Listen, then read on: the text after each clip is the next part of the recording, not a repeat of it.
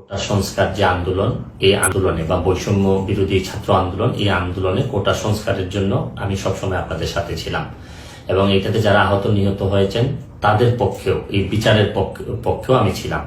শুরু করিতেছি মহান আল্লাহর নামে, যিনি পরম করুণাময় এবং অত্যন্ত দয়ালু।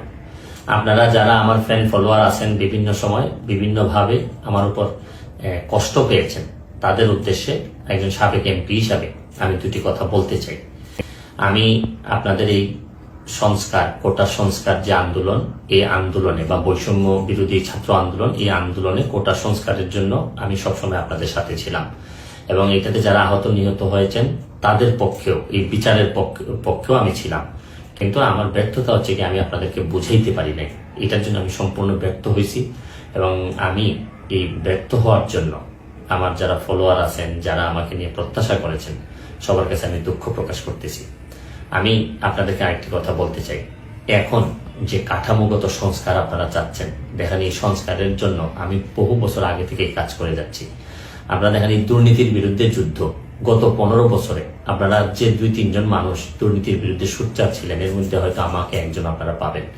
আপনারা জানেন যে আমি এস আলমের বিরুদ্ধে নিজে বাদী হয়ে মামলা করছি টাকা পাচারের জন্য।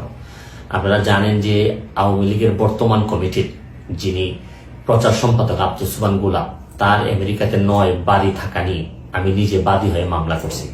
আমি পুলিশের সাবেক আইজিপি বেনজিরের বিরুদ্ধে নিজে বাদী হয়ে দুদকে মামলা করছি। মহান সংসদে আমি তার বিরুদ্ধে বক্তব্য দিছি। মতিউর, যে কর কমিশনার মতিউরের বিরুদ্ধে আমি মামলা করছি। আমি সালাম মুর্শিদের বাড়ির নিয়ে মামলা করছি। আমি আপনি সালাউদ্দিন, কাজী সালাউদ্দিন যে ফুটবলের দুর্নীতি নিয়ে আমি কথা বলছি। ওসি মুয়াজ্জেমের বিরুদ্ধে আমি নিজে মামলা করছি, করে তার 8 বছরের সাজা হয়েছে ডিজিটাল নিরাপত্তা আইনে।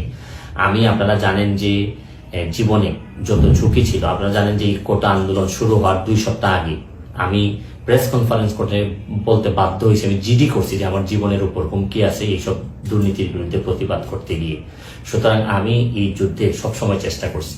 এখন আপনারা যারা যে যুদ্ধ শুরু করছেন, ছাত্র জনতার নেতৃত্বে যে যুদ্ধ, এই যুদ্ধে আমি মনে করি যে দুর্নীতির বিরুদ্ধে যুদ্ধ, এই যুদ্ধে আমি আপনাদের সবসময় আমি আপনাদেরকে দোয়া করি যে আমি যতদিন আসি চেষ্টা করে যাব দুর্নীতির বিরুদ্ধে এই যে যুদ্ধ, এই যুদ্ধে সবসময় শরীর থাকার আমার জায়গা থেকে আমি চেষ্টা করব। এই বলে আজকের মতো বিদায় নিচ্ছি। ভালো থাকুক আমার বাংলাদেশ, ভালো থাকুন সবাই। ধন্যবাদ।